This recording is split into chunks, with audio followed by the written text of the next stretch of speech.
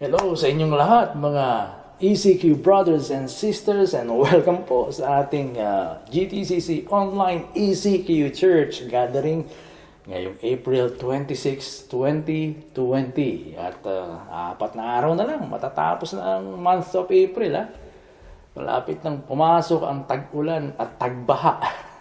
Pero at least mababawasan ang init ng panahon. Pati ang init sa inyong katawan at maaaring pati ang init ng inyong ulo ay mabawasan.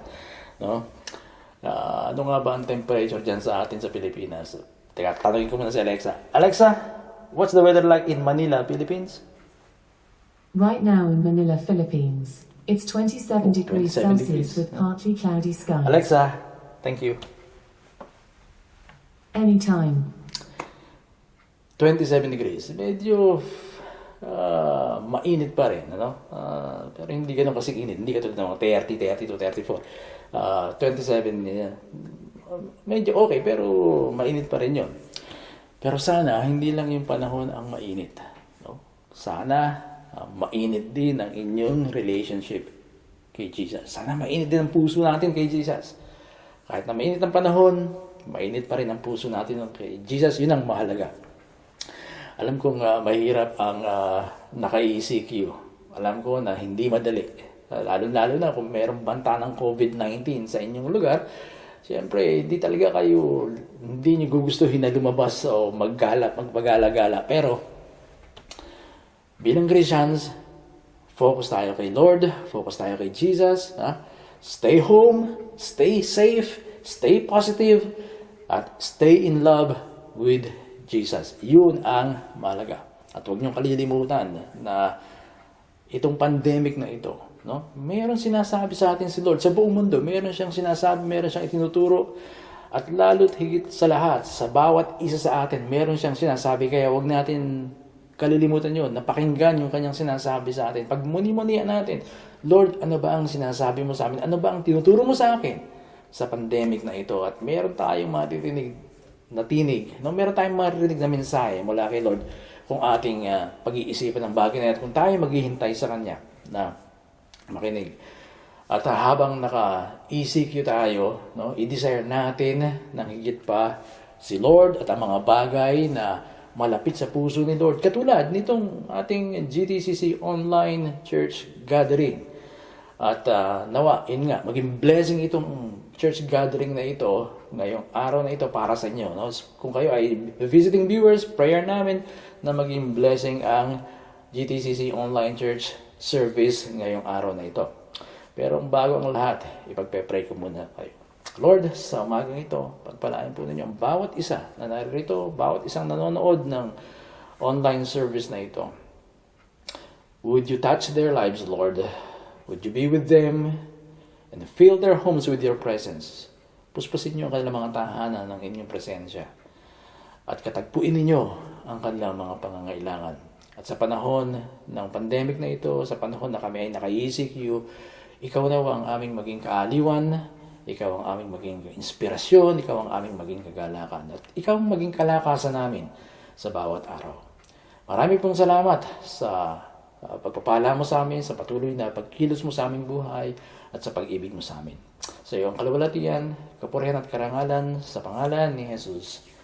Amen. Amen.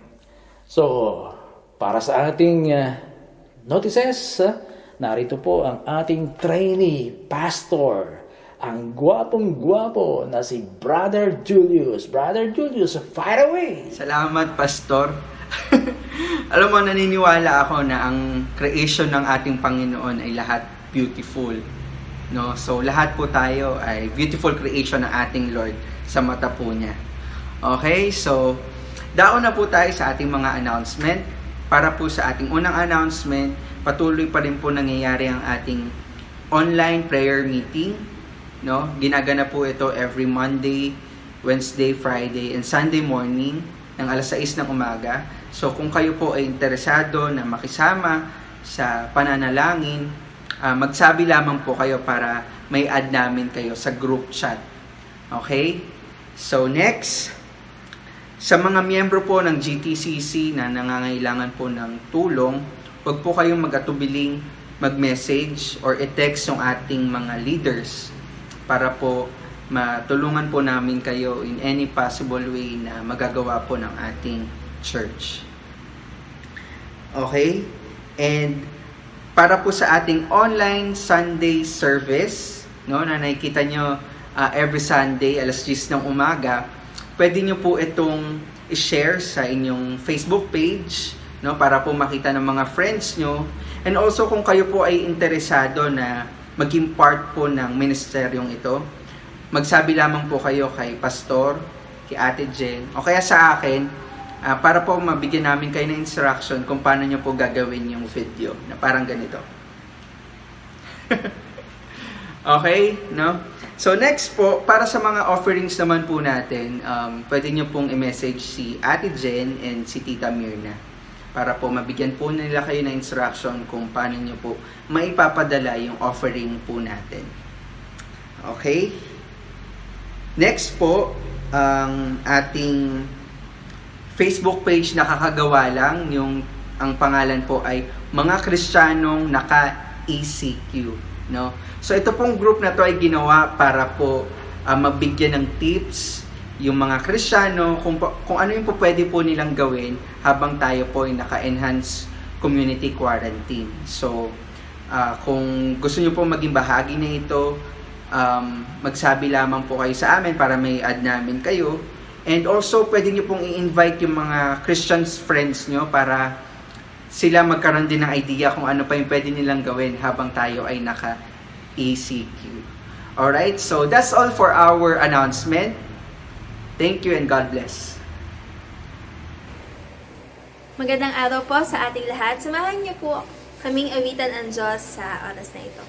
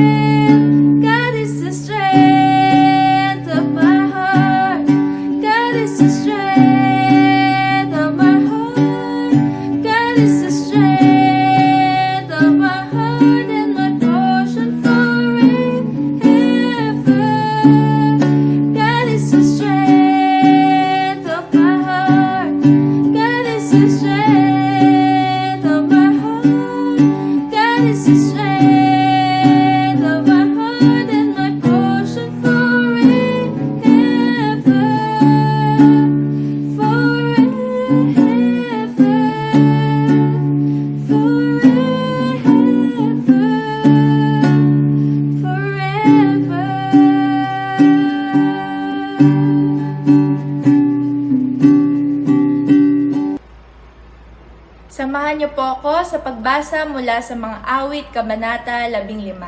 Psalms chapter 15. Panginoon, sino ang maaaring tumira sa inyong templo? Sino ang karapat-dapat na tumira sa inyong banal na bundok? Sumagot ang Panginoon, ang taong namumuhay ng tama, walang kapintasan at taus-pusong nagsasabi ng katotohanan, hindi naninirang puri, at hindi nagsasalita at gumagawa ng masama laban sa kanyang kapwa. Itinatakwil ang mga taong sobrang sama, ngunit pinararangalan ang mga taong may takot sa Diyos. Tinutupad ang kanyang pinangako kahit na mahirap gawin. Hindi nagpapatubo sa kanyang mga pautang at hindi tumatanggap ng suhol upang sumaksi laban sa taong walang kasalanan. Ang taong gumagawa ng ganito ay hindi matitinag kailanman. Ito po ang salita ng Diyos. Magandang umaga po sa ating lahat mga kapatid sa GTCC o Grace and Truth Community Church. Salamat po sa muling pagkikita natin para po sa linggong ito ng ating worship service. Samahan niyo po akong ipanalangin ang ilang mga bagay na may kinalaman po sa kasalukuyang nagaganap o makalat na sakit na COVID-19. Tayo po ay manalangin. Dakilang Diyos, patuloy ka po naming pinupuri, pinapasalamatan. Sinasamba ka namin, O Diyos, tinataas namin ang iyong dakilang pangalan. Salamat, Panginoon, dahil ikaw po ang nagbibigay sa amin ng kapayapaan, ng patuloy na kasiyahan sa aming buhay sa kabila ng mga nagaganap na ito sa mundo. Salamat, Panginoon, dahil nilalagay mo po sa aming puso at isipan na ikaw ang Diyos namin na kailanman po ay hindi magpapabaya sa amin. Sa ngayon, Panginoon, nais na po namin idulog sa iyo ang patuloy na nagaganap na kalat ng karamdamang COVID-19. Lord, patuloy naming hinihingi sa iyo, O Diyos, ang iyong intervention o ang pagkilos mo po sa sakit na ito. Alam namin, Panginoon, na ito po ay isang paraan upang maipakita, Panginoon, ang iyong kapangyarihan. Ikaw po, Panginoon, ang merong kakayanan na gumawa o kumilos sa bagay na ito ayon sa iyong kalooban, ayon sa iyong kaparaanan, Panginoon. Ikaw po ang gagawa sa bagay na ito, sa sakit na ito. Papatunayan mo po sa aming Panginoon na ikaw ang dakilang manggagamot, ikaw ang dakilang Diyos na makapangyayari na anong bagay ayon sa iyong kalooban.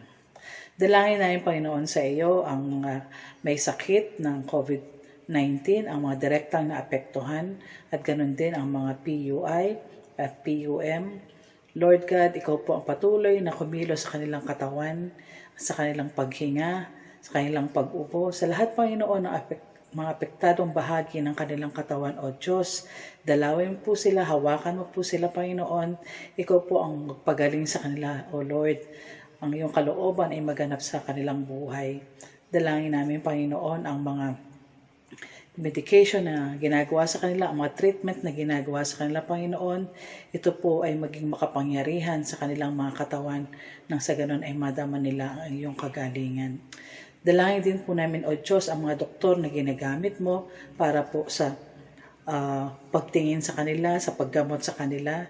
Bigyan mo po sila, Panginoon, ng patuloy na lakas ng loob, katalinuhan, kasipagan, na patuloy na sakripisyo sa lahat ng kanilang ginagawa.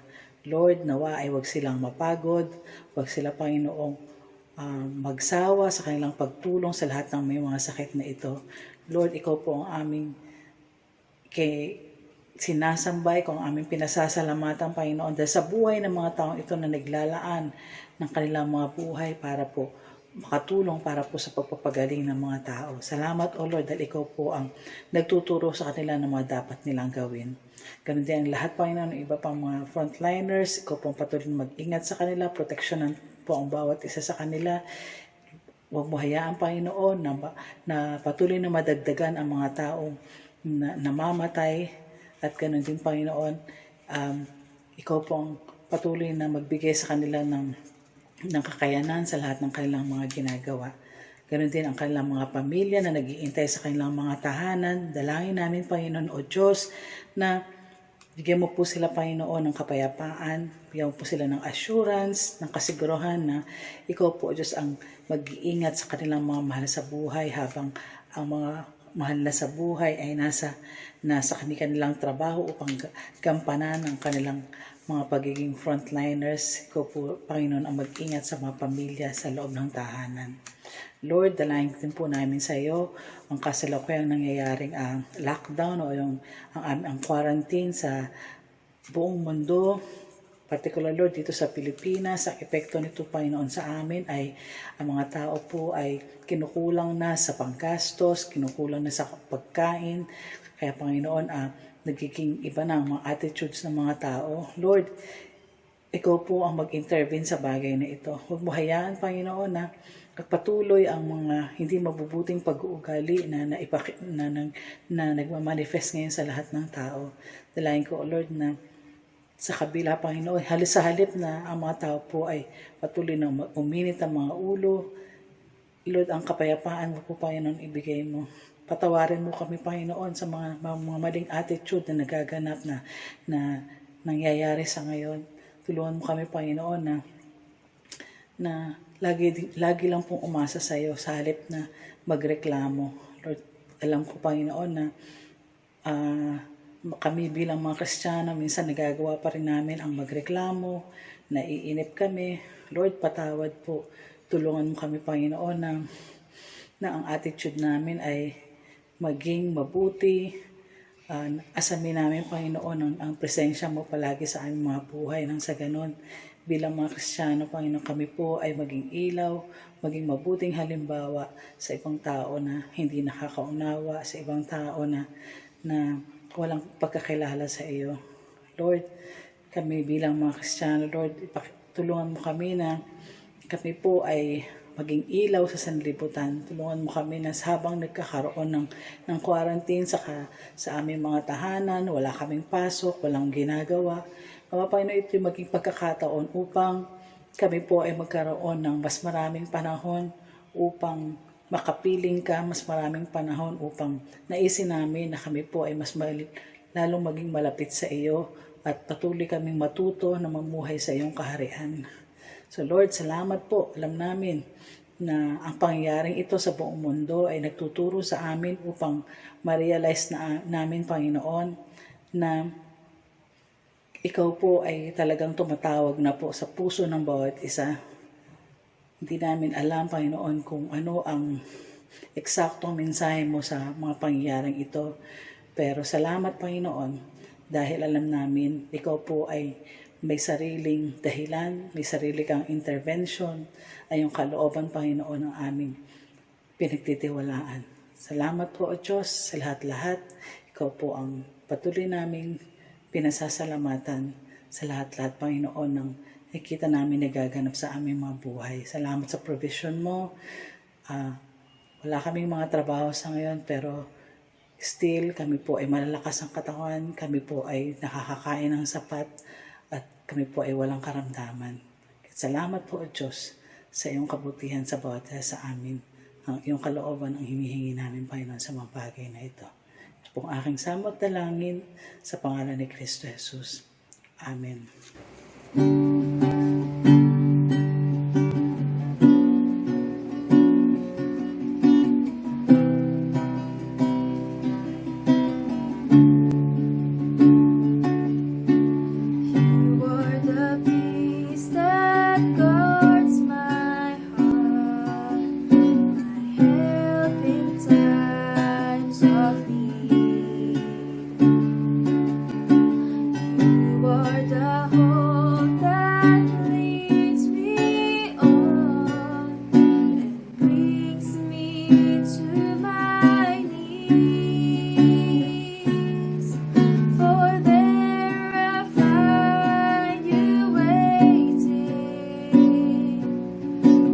There I find relief.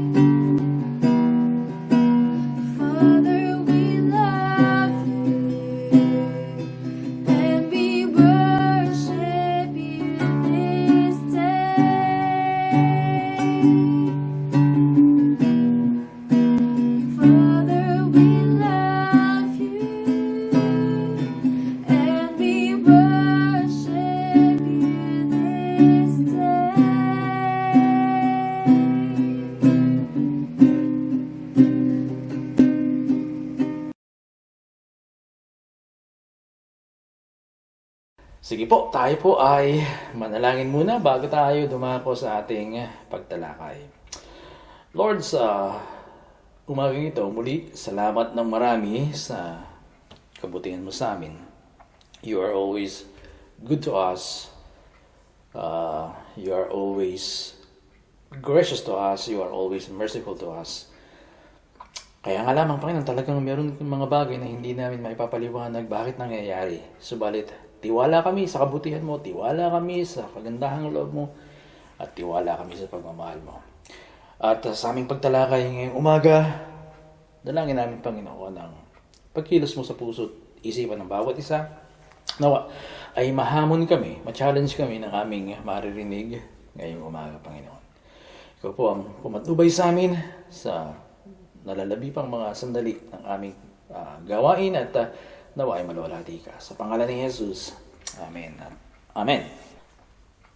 So ngayong umaga, ang ating paksa ay The Sermon on the Mount Recap. At ito yung pagbabalik tanaw sa ating tinalakay dito sa series ng Sermon on the Mount. At kung natatandaan nyo, binanggit natin na ang Sermon on the Mount ay maaring tawaging Kingdom Manifesto.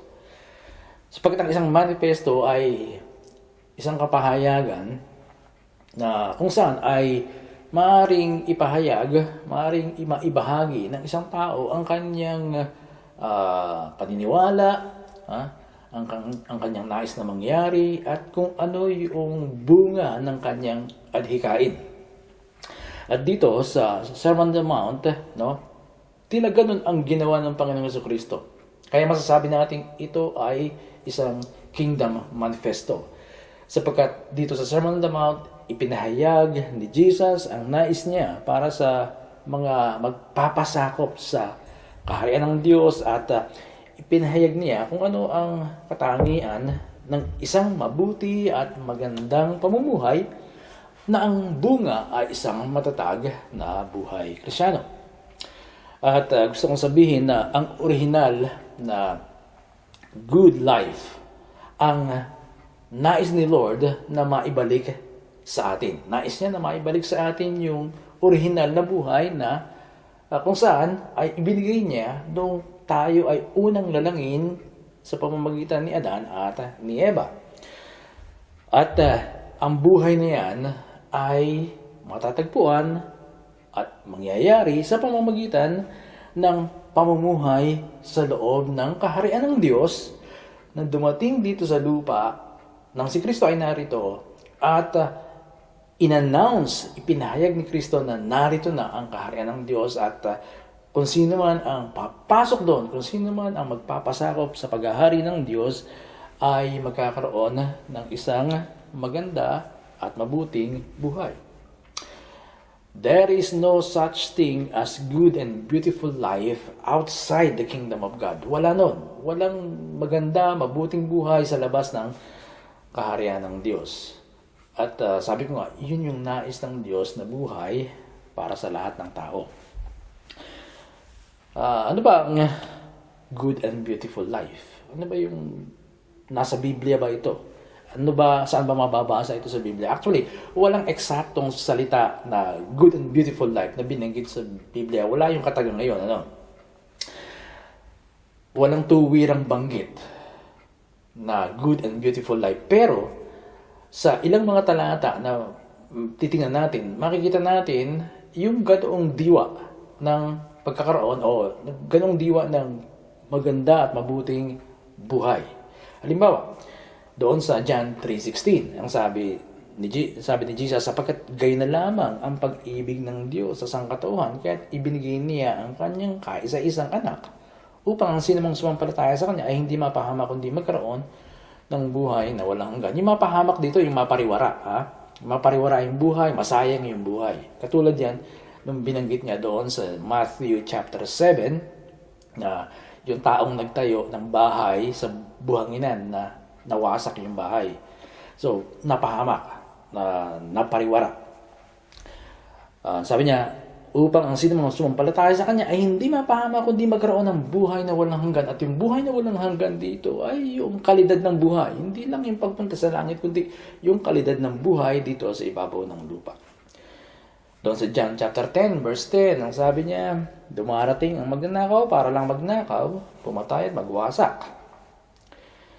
Ngunit dumating ako upang magkaroon ang mga tao ng buhay na ganap. Buhay na ganap. Complete, perfect, good, beautiful na buhay. So, yun ang gusto ng Panginoon sa atin. Dumating siya para magkaloob nun. Ang sino mang na kay Kristo, sa 2 Corinthians 5:17, ang sino mang na kay Kristo ay isa ng bagong nilalang. Wala na ang dati niyang pagkatao, binago na siya. Dati pangit, di ba? Ngayon, maganda na. Doon sa Colossians 2:6, kaya't yamang tinanggap ninyo si Kristo Jesus bilang Panginoon, patuloy kayong mamuhay ayon sa Kanya. Yung pamumuhay na ayon sa buhay ni Kristo, ayon sa Kanya. At yun ay walang iba kundi ang isang maganda at mabuting buhay. Walang ibang tao na nabuhay sa lupa na mayroong maganda at mabuting buhay, matatag na pamumuhay, kundi ang Panginoong Jesucristo. Good, beautiful life na nagbunga ng matatag na pamumuhay. Yan si Kristo. At yun ang buhay na dapat nating sundan. At yun ang buhay na kung saan dapat nating i-pattern o iayon ang ating pamumuhay. Hindi man binanggit sa mga talatang iyan yung katagang good and beautiful, pero ang katagang buhay na walang hanggan, buhay na ganap o ganap na buhay, bagong nilalang, pamumuhay na ayon kay Kristo, walang ibang pinapakahulugan yan, walang ibang inilalarawan yan, kundi ang isang good and beautiful life. At yan ang pinakalarawan ng Sermon on the Mount. Yung ganung buhay, good and beautiful. Hindi yung good and beautiful na sa paningin ng mundo, kundi good and beautiful sa paningin ng Diyos. Alam niyo, may mga tao na namumuhay sa mundo na sa kanila, nakatira sila sa magandang bahay, maganda yung kanilang hardin, meron silang swimming pool, masaya sila, pamilya, magandang asawa niya, gwapo ang asawang lalaki. So, sabihin natin talagang good and beautiful, pero hindi yun ang definition ni Lord sa good and beautiful life. Ang good and beautiful life na pinapakahulugan ng Diyos ay itong pamumuhay na binanggit ng Panginoong Jesucristo sa Sermon on the Mount. Ito ang talagang maganda at mabuting pamumuhay. At iyon ang pinaka-larawan ng buhay dito sa Sermon on the Mount. At iyon ang layunin ng sermon na ito, ng Panginoong Jesucristo. Ang bigyan tayo ng ganong larawan. Kung ano ang isang good and beautiful life. In short, yung buhay ni Kristo. Ito ang buhay niya. Ganyan siya kung paano namuhay. Kaya, sinimulan ni Jesus ang panawagan sa lahat, na mapalad ang sinumang hinahamak ng lipunan. Doon sa chapter 5, mapalad ang sinumang hinahamak ng lipunan, hindi pinapansin ng lipunan, kinaiinisan ng lipunan, minamaliit ng lipunan, yung mga dukha. Mapalad ang mga dukha. Mapalad ang mga mayroong problema sa kanilang mga pag-uugali at sa loobin, sa kanilang attitude. Mapalad ang mga nauuhaw sa katuwiran pero hindi nila alam kung paano mapupunan yun. Mapalad ang mga taong yun na nagnanais na talagang magkaroon sila ng katuwiran pero hindi na alam kung sino ang lalapitan para maganap sa kanilang buhay ang bagay na yun, sapagkat ang mga religious leaders noong panahon na yun ay bulag din. So, hindi sila makalapit doon sa kanilang religious leaders para sa tunay na buhay. Mapalad ang mga taong nagsusumikap maging perpekto sa kagustuhan na makita ang Diyos. Pero, mali ang kanilang paraan. At mapalad din ang mga taong inuusig ni Kristo, sa pangalan ni Kristo. Inuusig sila dahil kay Kristo. So, lahat ng ito, sabihin natin, lahat ng taong rejected by the society. Mga outcast, sabihin natin ganun. Hindi pinapansin ng lipunan, inaayawan ng lipunan. Mga taong bigo sa iba't ibang larangan ng buhay. Ito sila. nananawagan ng Panginoon sa kanila na sila'y mapalad. Bakit mapalad? Bakit mapalad ang mga taong ito? Sa kabila na sila ay dukha, sa kabila na sila ay rejected by the society, sa kabila na sila ay outcast, sa kabila na sila ay bigo sa lahat ng larangan o sa iba't ibang larangan ng buhay. Bakit sila mapalad? Mapalad sila dahil ang kaharian ng Diyos ay available na para sa kanila. Ang sabi ni Jesus, magbago kayo ng isip sapagat narito na ang kaharian ng Diyos. Repent, for the kingdom of God has come near. Nalapit na ang kaharian ng Diyos. Narito, dumating siya, dala-dala niya ang kaharian ng Diyos, yung buhay na masagana. I have come that they might have life. Naparito ako upang magkaroon sila ng buhay. Dala-dala ni Kristo yun. At lahat ng tao na may ganung kalagayan, pero gustong lumapit at gustong pumasok sa kaharian ng Diyos, mapalad sila. Available na ang kaharian ng Diyos. Naharian na. Ibig sabihin, pwede nang sunggaban ni naman kung gusto. Na kung pagsusumakita ng sino man, uunahin yung bagay na yun, uunahin bigyan ng halaga yung kaharian ng Diyos, magkakaroon siya ng isang good and beautiful life. Maraming Kristiyano hindi nakaka-realize nun. Akala nila, basta sumampalataya kay Jesus, tapos na. Kaya, sino ba pumapansin diyan sa ganyang idea? Kahit na nababasa yung Sermon on the Mount, di ba? Bihirang-bihira yung nagsusumikap na mamuhay ayon doon. Pero mahalaga na bigyan natin pansin ang panawagan ito. Maging sa atin ngayon na nagnanais ng totoo na magkaroon ng isang maganda at mabuting buhay, dito tayo magsimula. Hangarin natin na makapasok sa kaharian ng Diyos sa pamamagitan ng pagpasok sa makipot na pintuan at lumakad sa makitid na daan. Huwag tayong maging kontento lang sa tinanggap ko na si Jesus bilang Lord and Savior. Huwag tayong maging kontento doon. Hindi sa pagtanggap kay Jesus bilang Lord and Savior natatapos ang lahat. Mayroong pamumuhay na nais si Jesus para sa mga tumanggap sa Kanya. Kaya nga sabi ni Pablo doon sa Colossus 2:6, kaya't yamang tinanggap ninyo si Kristo bilang Panginoon, patuloy kayong mamuhay ayon sa Kanya. Patuloy kayong mamuhay ayon sa Kanya. Ano ba yung klase ng pamumuhay na ayon sa Kanya? Ang isa rito ay ang pamumuhay bilang asin at ilaw ng sanlibutan. Ibig sabihin, mamuhay tayo na nagdudulot ng sustansya, encouragement, maka-impluwensya tayo tungo sa kabutihan ng ibang tao, maka-impluwensya tayo para sa paglago nila kay Kristo. Yan ang pagiging asin ng sanlibutan. At maging liwanag tayo sa madilim na sanlibutan sa pamamagitan ng pamumuhay na taliwas. Taliwas sa gawi o sa pamumuhay ng sanlibutan ito. Maging deliberate yung ating pamumuhay na taliwas or opposite doon sa larawan ng mundong madilim. Ibig sabihin, kung ano yung ginagawa ng sanlibutan, kontrahin natin yon sa pamamagitan ng gawa. Kung ang sanlibutan ay makasarili, tayo ay maging selfless, maging mapagbigay tayo.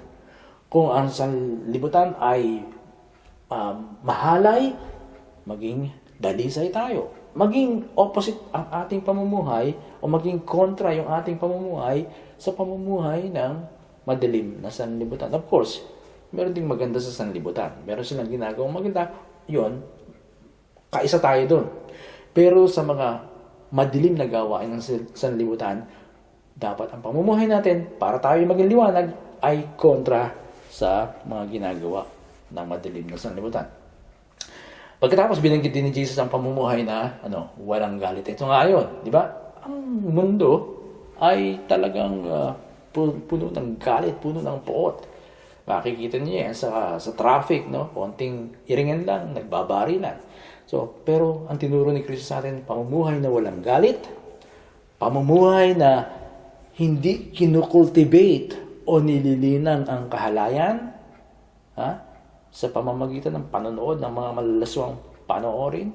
Bakit nyo papasukin yung bagay? Bakit kayo pupunta ron? Bakit nyo gagawin yun? Bakit kailangan linangin? Bakit kailangan i-cultivate yung lust? Kung kayo ay nasa loob ng kaharian ng Diyos at namumuhay doon sa loob ng kaharian ng Diyos, hindi nyo gagawin yan. Sapagkat yung pagnanasa sa opposite sex ay kahit na yun ay sa isipan lamang na ini-entertain nyo, ay pangangalo niya rin. Kaya hindi dapat ganoon. Pamumuhay na hindi kinukultivate o hindi nililinang ang kahalayan. Pamumuhay na pagiging tapat sa asawa. Pamumuhay na hindi gumaganti ng masama. Hindi gumaganti sa masamang tao. Ito mga pamumuhay na ito ay larawan ng pamumuhay na opposite against what the world is doing. Pamumuhay na nagmamahal sa kaaway, di ba? Ang mundo, maraming kaaway. Talagang mayroong bakbakan sa mundo. Pero tayo mga Kristiyano, dapat minamahal natin ang ating kaaway. Yun ang mga namumuhay sa loob ng kaharian ng Diyos. Pamumuhay na nagmamahal sa kaaway, na walang ibang nakagawa ng totoo, kundi ang Diyos. Sapagkat ang Diyos talagang minahal niya ang kanyang mga kaaway. At yan ay mababasa niyo sa Romans chapter 5. Mababasa niyo na minahal ng Diyos tayong kanyang mga kaaway dati, dahil tayo mga kasalanan, dahil tayo nagrebelde sa Kanya, sa pamamagitan ng pagkamatay ni Kristo doon sa krus. Siya ang gumawa nun ng pagmamahal sa kaaway. Siya ang unang example nun ng pagmamahal sa kaaway. Kaya naman, yun ang pamumuhay na ganap na mabuti at maganda. Pamumuhay na ganap na mabuti at maganda. Kaya tinapos ni Jesus ang bahaging yun, ang chapter 5, sa pagsabi na, kaya dapat kayong maging ganap tulad ng inyong amang nasa langit. Pagmamahal sa kaaway. Yun ang isang hindi nakukonsider ng maraming Kristiyano. Minamahal lang natin yung mga kapatiran sa church. Minamahal natin yung mga nasa pamilya natin. Pero kaaway, maraming hindi tumitingin dyan sa bagay na yan. Tapos ito, nagpatuloy si Jesus ng paglalarawan sa pamumuhay, pangkaharian, sa pamamagitan ng pagbanggit ng mga bagay na may kinalaman sa personal na pamumuhay tulad ng tamang paraan ng pagsasagawa ng relihiyon. Yung pagtulong sa kapwa, pananalangin, pag-aayuno, yung paglilimos o yung pagtulong sa kapwa, lahat ng yan ay tumutukoy sa religious life ng isang tao.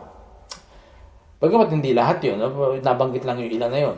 Pero binanggit nyo yun para sabihin na gawin nyo ang mga bagay na yan, yung mga ginagawa natin bilang mga Christian o sa ating religion as Christian, yung mga ginagawa natin na yan, gawin yan nang ang layunin ay hindi upang makita ng tao o hindi upang i-display sa harapan ng mga tao, kundi ginagawa natin yung pananalangin, ginagawa natin ang pagtulong sa kapwa, ginagawa natin ang pag-aayuno at iba pang mga gawaing mayroong kinalaman sa ating buhay iglesia, sabihin na natin gano'n, o ayaw natin gamitin yung salitang relihiyon.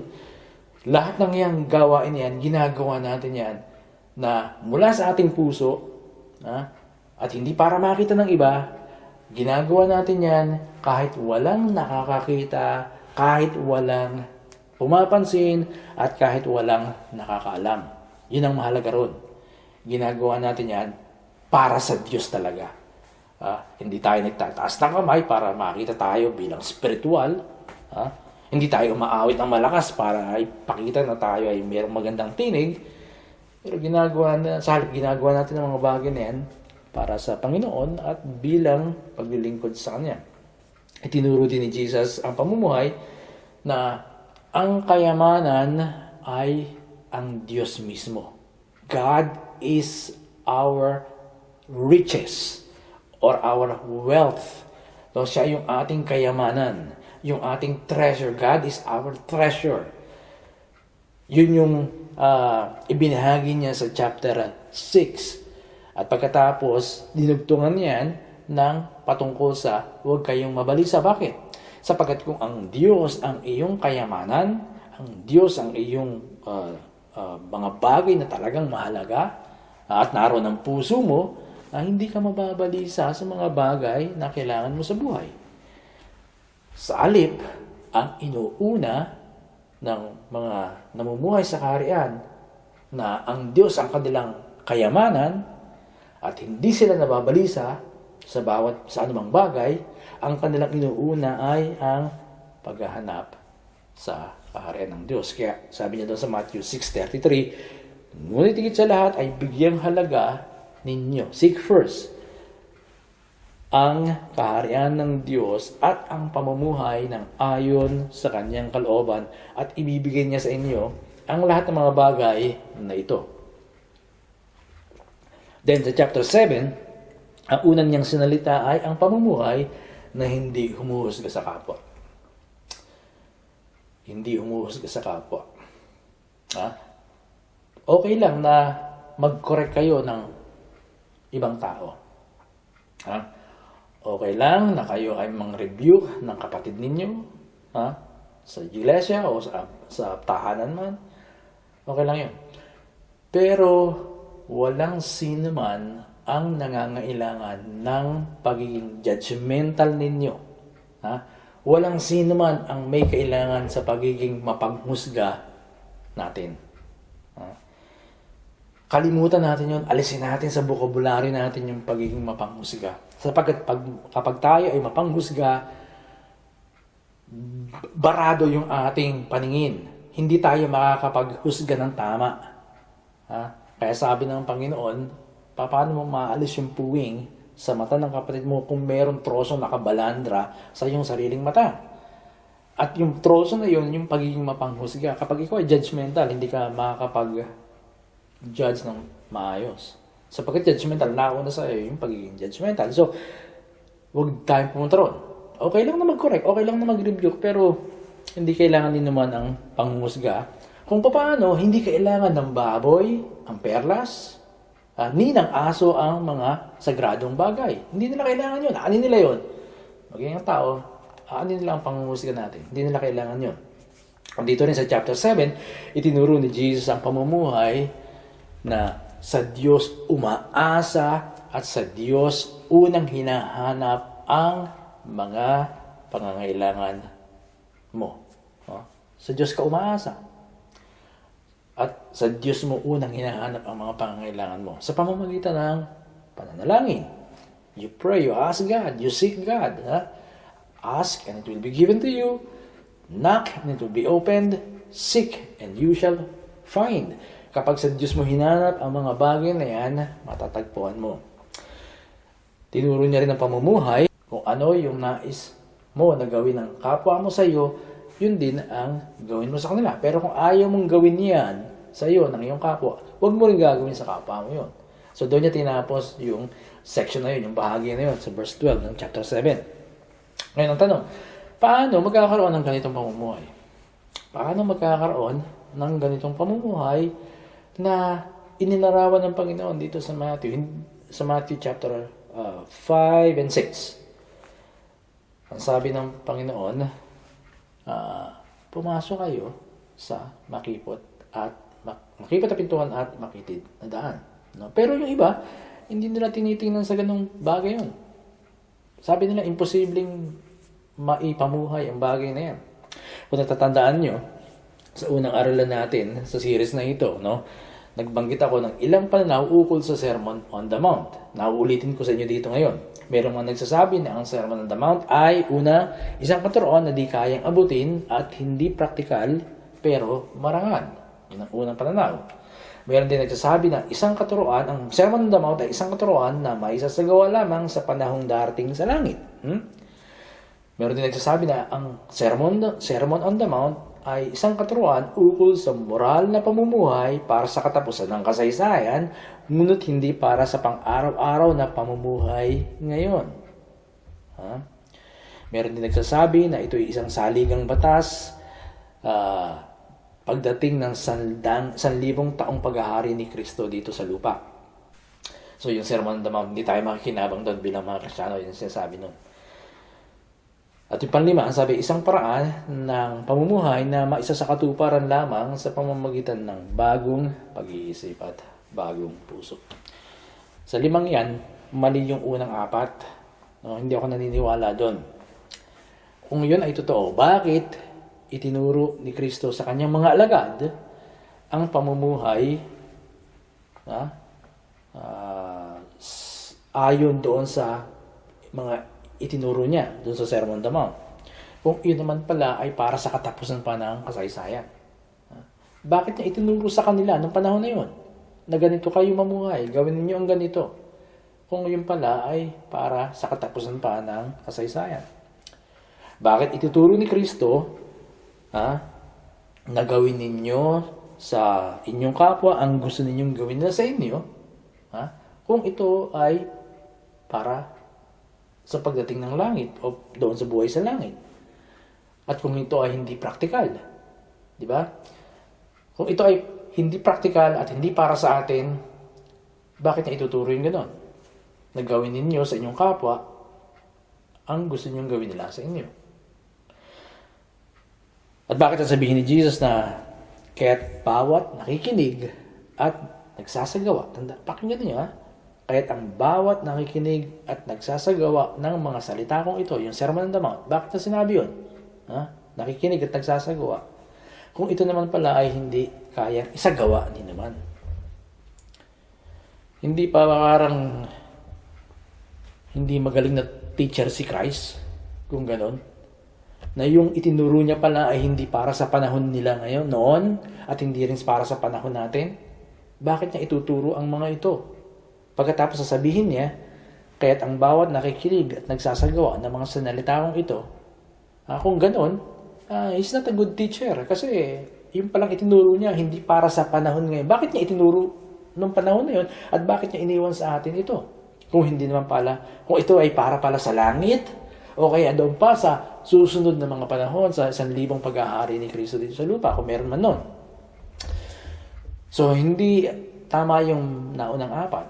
Kundi ang tama ay ito'y isang paraan ng pamumuhay na maisa sa katuparan sa pamamagitan ng bagong pag-iisip at bagong puso. Bagong pag-iisip at bagong puso. At totoo yan. Ang totoo niyan, posible. Posible ang pamumuhay nito. Pero ang susi sa pamumuhay nito ay, yun nga, magbago ng isip, magbago ng puso.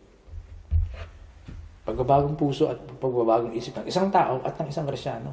Binanggit ko yung Kristiyano dahil maraming mga Kristiyano hindi nagsasagawa nito. Kung gusto ng isang Kristiyano na magkaroon ng mabuti at magandang pamumuhay na inilarawan ni Jesus dito sa Sermon on the Mount, kailangan magbago siya ng pag-iisip at pumasok sa isang mahigpit na pagsasanay para maipamuhay ito sa tulong ng grace ni God. Totoong hindi maipapamuhay ang buhay na ito kung sunod lang sa agos ang pagiging Kristiyano. Kaya nga sinabi ni Jesus pumasok kayo sa makipot na pintuan, sapagkat maluwang ang pintuan at malapad ang daang papunta sa kapahamakan. At ito ang dinaraanan ng marami. Ngunit makipot ang pintuan at makitid ang daan papunta sa buhay at kakaunti ang nakakatagpo niyon. Anong ibig sabihin ng kakaunti lang? Kakaunti ang nakakatagpo niyon. Ang karaniwang akala ng mga Kristiyano, kakaunti lang ang pupunta sa langit. No? At dahil sila ay Kristiyano, at kung sila ay Kristiyano, isa sila doon sa mga kakaunting pupunta sa langit. Pero hindi yun ang ibig sabihin nun. Mali yung ganun pang unawa. Hindi tungkol ito, o hindi ito tungkol sa pagpunta sa langit o pagpunta sa impyerno. Ito ay tungkol sa pamumuhay, tungkol sa buhay. Yun nga, maraming Kristiyano ang hindi nagsasagawa nito. At yun ang totoo. Yun ang totoo. Sa dinami-dami ng mga nagsasabing Kristiyano, kakaunti lang ang pumapasok sa makipot na pintuan at lumalakad sa makitid na daan ng pagsasanay para maipamuhay ang mga isinalita, mga itinuro, mga sinabi ni Jesus dito sa Sermon on the Mount. Kaya maraming Kristiyano ang medyo salbahe pa rin at meron ding mga Kristiyano na salbahe pa talaga. Magagalitin, mataas ang pride, meron kinaiinisan, walang kahinahunan, mahalay,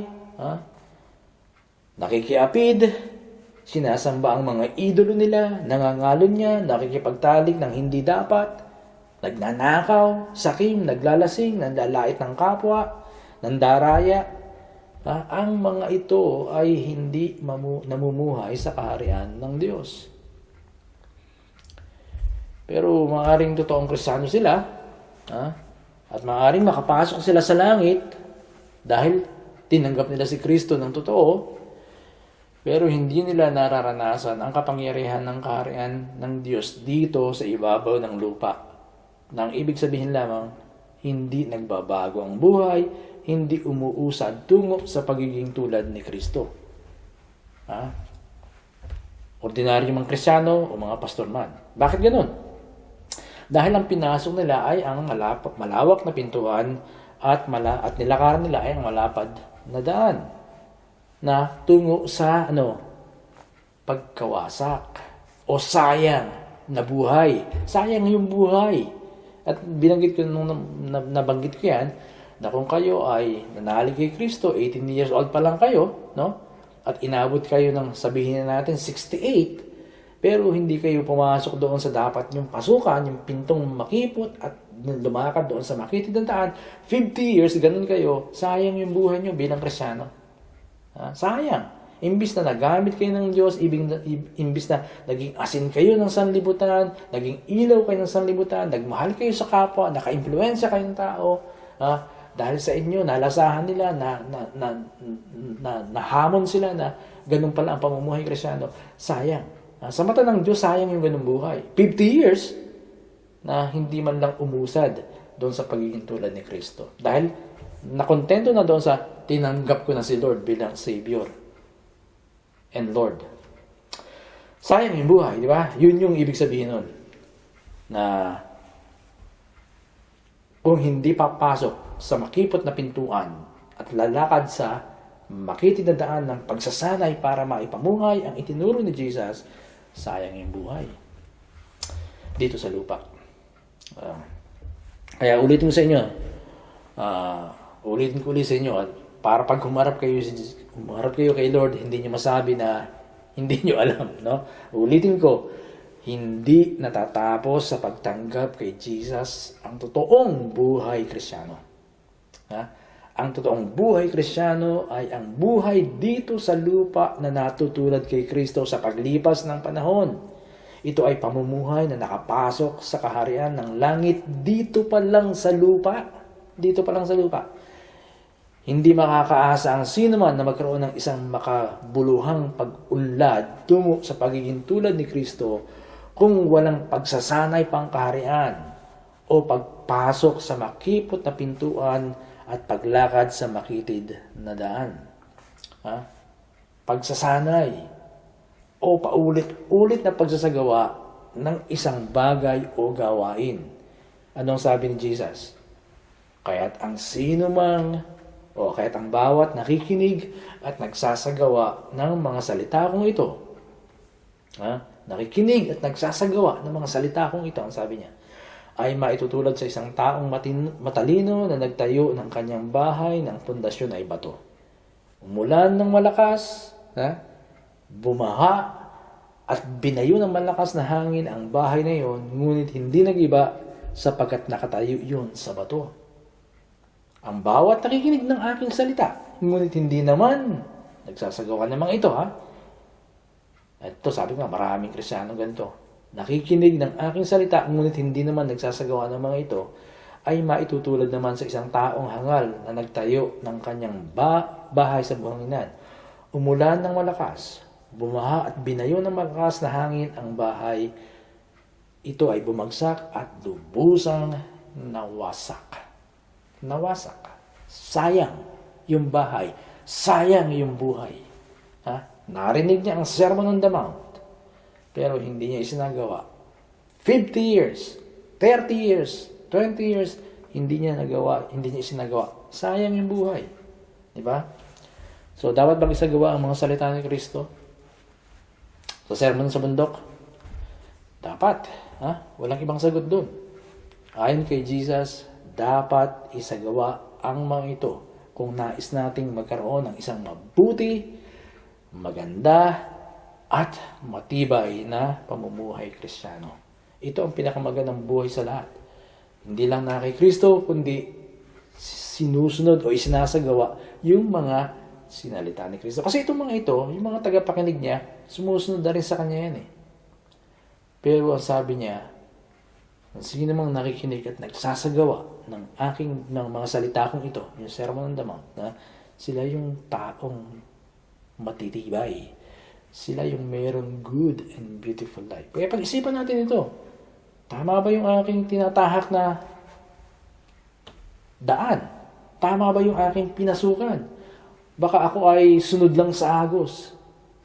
Ang gusto ni Jesus sa atin talagang pumasok tayo sa makipot na pintuan at lumakad sa makitid na daan ng pagsasanay. Sanayin natin yung ating sarili na pinapattern natin o inaayon natin yung buhay natin dito sa Sermon on the Mount. Kapag ginawa natin yun, tayo ay mayroong good and beautiful life. Tayo manalangin. Lord, sa umagang ito, salamat po ng marami na binigyan mo kami ng gabay para kami ay magkaroon ng buhay na mabuti at maganda. At nais namin ito, Lord, we want this good and beautiful life na layunin mo para sa amin.